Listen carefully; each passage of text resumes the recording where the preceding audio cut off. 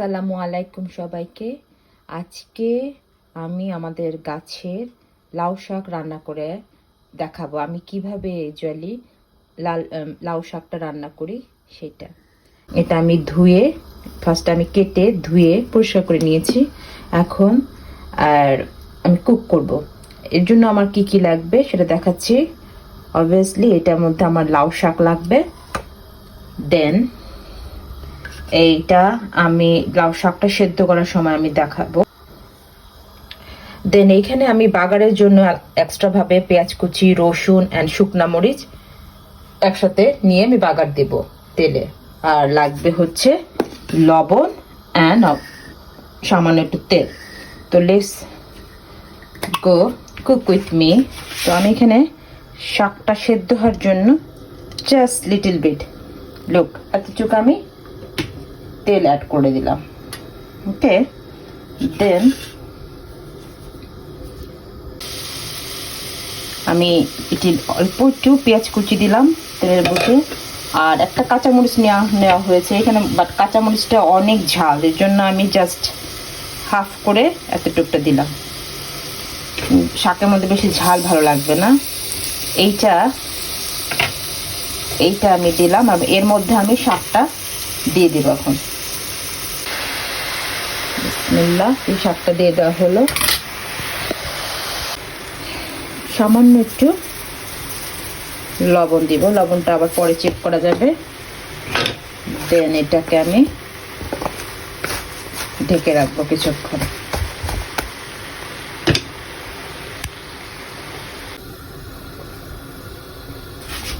এটা হোক, চুলার মধ্যে আছে।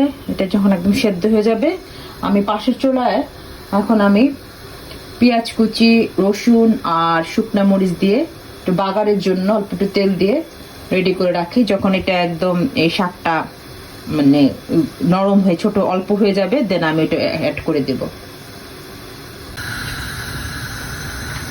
পাশের চুলাতে আমি পেঁয়াজটা একটু বাগারের জন্য দিব, জাস্ট লিটল বিট অয়েল। আমি কিন্তু অয়েল খুব একটা বেশি ইউজ করতেছি না, আপনারা দেখতেছেন। শাকের মধ্যে বেশি তেল ভালো লাগে না, জাস্ট এখানে হয়তো 2 টেবিল স্পুন হবে। দেন এটার মধ্যে আমি দিব পেঁয়াজ কুচি, রসুন এন্ড শুকনা মরিচ ফর বাগারের জন্য। সামান্য কিছু সল্ট দিলাম।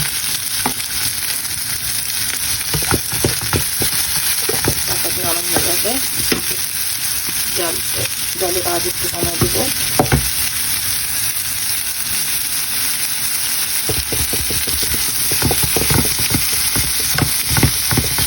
এই লাউ শাকটা আজকে অনেক কচি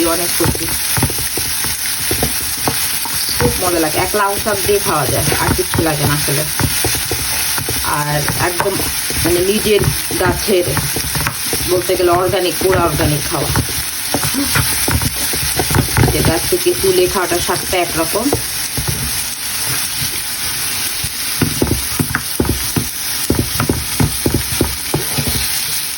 আর এখন তো ইউপিতে সামার চলছে, এই সামারের মধ্যে একটু ভেজিটেবল খেলে ভালো লাগে বেশি আসলে। যত পারা যায় ভেজিটেবল একটু খাওয়া যায়।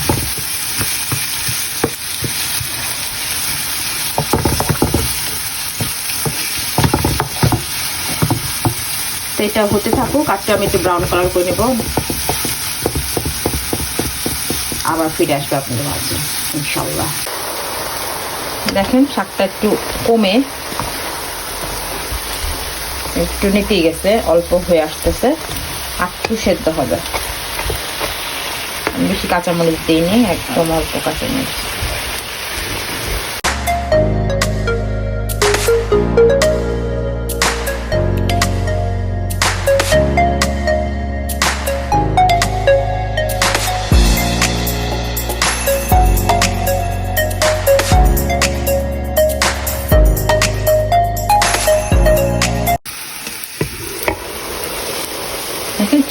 জাস্ট 4 মিনিট পর আমি আসলাম। আবার শাকের মধ্যে থেকে অনেক পানি চলে আসছে,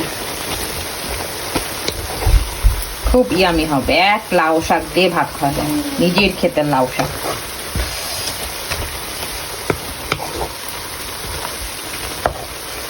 এটা আমার আম্মুর তো খুবই favourite. This is for you আম্মু। এই যে আমার এর থেকে আর বেশি আমি লালচে করবো না। দেখেন একদম তেল নাই, কিন্তু একদম তেল নাই। তেল যাচ্ছি অল্প দিয়েছি, সেটা আবার পেঁয়াজ দিয়ে চুষে নিয়ে গেছে। তো এরকমই থাকবে। আমি চুলার আঁচটা অফ করে দিচ্ছি। শাকটা একটু আটটু হলে আমি এটা অ্যাড করে দেবো।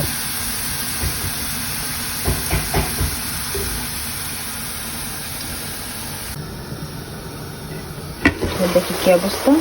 জাস্ট 2 মিনিট পরে আসলাম, 2 মিনিট কি 1.5 মিনিটের মধ্যে আমি আসলাম। এখন দেখি, এখন আমি অ্যাড করে দেব এইটা, এই যে এই বাগারের পেঁয়াজটা আমি শাকের মধ্যে দিয়ে দিলাম। একটু মনে হয় লবণ লাগবে, লবণ আবার দিতে ভালো লাগবে না। বুঝছেন কতগুলো শাক একদম অল্প হয়ে যাচ্ছে। এটাই হলো শাকের নিয়ে।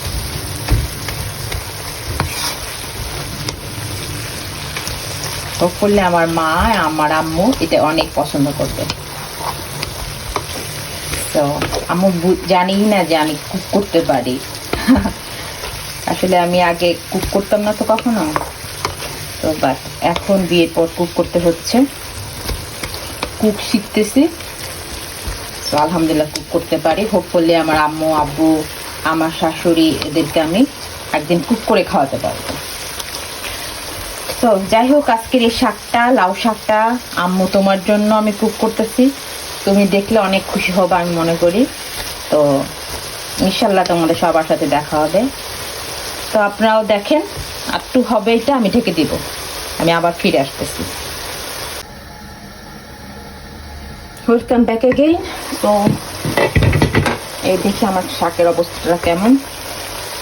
লুক, পানিটা অনেকটা কমে গেছে, এতটুকু পানি থাকবে। আসলে শাকের পানিটাও খারাপ না, এটাও হেলদি। আমার শাকটা অলমোস্ট ডান, একদম শেষ, ফিনিশ। জাস্ট এটার সাথে এখন কিছুটা গরম ভাত দরকার। That's it. তো আমার শাকটা হয়ে গেছে।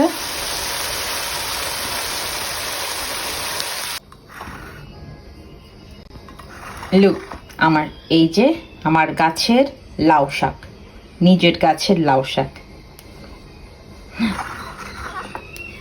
খুব ইজি ওয়েতে, একদম ইজি, খুব হেলদি ওয়েতে আমি কুক করি। সবাই আলহামদুলিল্লাহ পছন্দ করে। সো আজকে এ পর্যন্তই। সবাইকে লাউ শাক খাওয়ার আমন্ত্রণ রইল। আল্লাহ হাফেজ, বাই।